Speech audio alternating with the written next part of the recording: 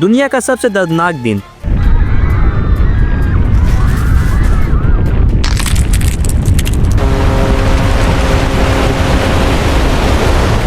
अगर मैं आपसे कहूं कि एक सुबह बिना किसी वार्निंग के समुंदर ने पूरे शहर को निगल लिया, तो क्या आप मानेंगे ये बात सच है। सोचिए एक ऐसा दिन जब धरती ने अपना ऐसा रूप दिखाया कि सब कुछ थरथरा उठा।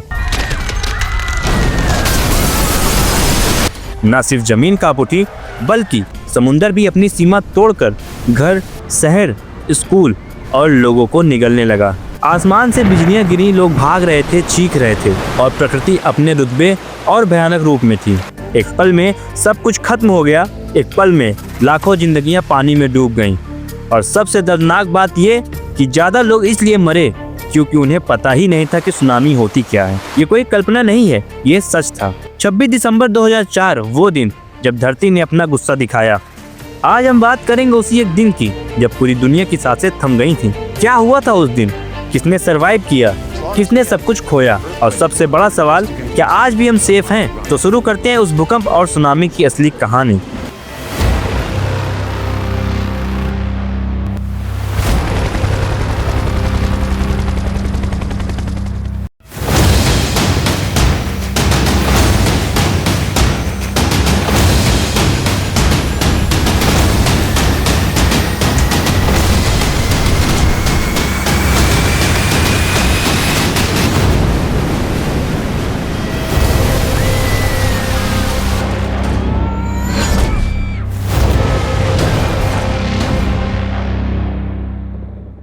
हेलो दोस्तों, मैं हूँ इजी लर्नर 02 से और आप देख रहे हैं 2004 की सबसे दर्दनाक कहानी। सुबह का समय था 26 दिसंबर 2004। भारत के लोग एंजॉय कर रहे थे। तमिलनाडु, आंध्र प्रदेश, अंडमान सब जगह शांति थी। लेकिन सुबह 7:58 पर एक ऐसी हलचल हुई जिसे कोई भूल नहीं सकता। इंडोनेशिया के सुमात्रा के पास समुद्र के नीचे जमीन के अंदर कुछ हिलने लगा और यही था सुनामी का जन्म। 1600 किलोमीटर लंबी फॉल्ट लाइन पे प्लेट्स टकरा गईं और एक ऐसा भूकंप आया जिसका मैग्नीट्यूड था 9.1। दुनिया के इतिहास का सबसे शक्तिशाली भूकंप में से एक। ये कोई नॉर्मल भूकंप नहीं था, ये एक चैन रिएक्शन था जो कुछ ही घंटों में एशिया के एक बड़े हिस्से को तबाह करने वाला था। भूकंप के कुछ ही मिनट बाद समुद्र ने पहले पानी खींचना शुरू किया। लोग हैरान थे और बीच सूख गया था। कुछ लोग वीडियोस बना रहे थे और कुछ लोग मजे ले रहे थे, लेकिन किसी को नहीं पता था कि मौत उनकी तरफ दौड़ती हुई आ रही थी। और फिर आया सुनामी। 30 फीट ऊंची लहरें, ट्रेन की रफ्तार जितनी, और आते ही सब कुछ चूर चार कर दिया था। ये सिर्फ इंडोनेशिया में नहीं बल्कि बहुत शहरों में हुआ था। पहले श्रीलंका, फिर थाईलैंड, फिर इंडिया। 2 घंटों के अंदर अंदर 14 देशों में समुद्र ने जमीन निगल ली, सब कुछ मिटा दिया। इंसानी लाशें समुद्र के किनारों पे बिखरी पड़ी थी। एक माँ अपने 2 बच्चों को गले लगाए हुई मिली, लेकिन वो माँ भी अब नहीं रही। ये एक हॉरर फिल्म नहीं थी, ये असली दुनिया का सच था। सिर्फ एक दिन में 2,30,000 से ज्यादा लोग मरे। इतना बड़ा नंबर जितना कोई छोटी कंट्रीज की टोटल पॉपुलेशन होती है। और इस सब की शुरुआत सिर्फ 10 सेकंड के भूकंप से हुआ था। आइए भारत की तबाही पे एक नज़र डालते हैं। सबसे ज़्यादा तबाही देखी तमिलनाडु ने। नेकापट्टिनम, कैडलोर, वेलंकन्नी सब कुछ पानी में डूब गया।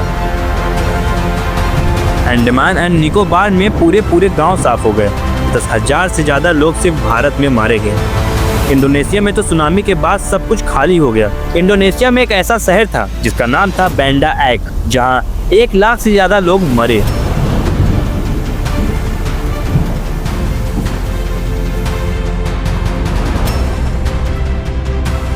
बचाव और मुसीबत की बात करें तो रेस्क्यू टीम, हेलीकॉप्टर, सोल्जर सब एक्टिव हो गए, लेकिन जो चले गए उसे वापस नहीं ला सकते थे। बच्चों के माँ बाप नहीं रहे और माँ बाप अपने बच्चों को खो चुके थे। सब जगह सिर्फ एक ही सवाल चल रहा था, क्या सुनामी से पहले कुछ किया नहीं जा सकता था? आज भी अगर आप समुद्र के पास रहते हो तो सुनामी वार्निंग जरूर समझो। अगर समुद्र अचानक पीछे हट जाए तो वहाँ से भाग जाओ। 2004 की सुनामी ने 2.3 लाख लोगों की जान ले ली, लेकिन हर एक मौत हमें ये सीख दे गई, नेचर को इग्नोर करना सबसे बड़ी गलती है। लेकिन ऐसा क्यों हुआ ये समझना भी जरूरी है। अर्थ के अंदर टेक्टोनिक प्लेट्स होती हैं। इनर फ्रिक्शन की वजह से एनर्जी जमा होती रहती है। जब वो एनर्जी बहुत ज़्यादा हो जाती है, जिसे हम भूकंप कहते हैं, अगर ये प्लेट समुंदर के नीचे हो तो पानी हिलता है और सुनामी का जन्म होता है। सुनामी के बाद क्या हुआ, आइए उन लोगों से ही जानते हैं जिन्होंने ये नज़ारा खुद अपनी आंखों से देखा है और उसे फील किया है और जिन्होंने अपने घर वालों को खोया है। Dengan konflik. Juga termasuk ketika saya sedang kuliah, banyak trauma-trauma seperti kira-kira sekitar pukul 8 sampai pukul 11 pagi. Dan kemudian ketika ada kalimat yang menyebutkan air keras akan datang padanya. Sebetulnya itu bisa diterjemahkan dalam konteks kekinian adalah tsunami. इस disaster के बाद tsunami warning system लगाए गए, coastal cities में alert station बनाए गए, climate change, melting glacier, rising sea level, ये सब नए डिजास्टर का इन्वेंशन है। हम सिर्फ वेट कर रहे हैं अगले खतरे का या उससे लड़ने की तैयारी कर रहे हैं। आपके लिए एक सवाल, अगर आज वैसा ही कुछ हो जाए तो क्या हम तैयार हैं? हम फिर से किसी सुनामी का इंतजार कर रहे हैं। सुनामी तब आई थी बिना वार्निंग के, आज वार्निंग सिस्टम लगाए गए हैं, क्या हम सुनते हैं? प्लीज उसे अवॉइड मत कीजिए। तो ये था वो एक दिन जब धरती ने अपना असली रूप दिखाया, इंसान सिर्फ तमाशा देखता रह गया। शायद वक्त आ गया है कि हम प्रकृति को सिर्फ एक्सप्लॉइट ना करें।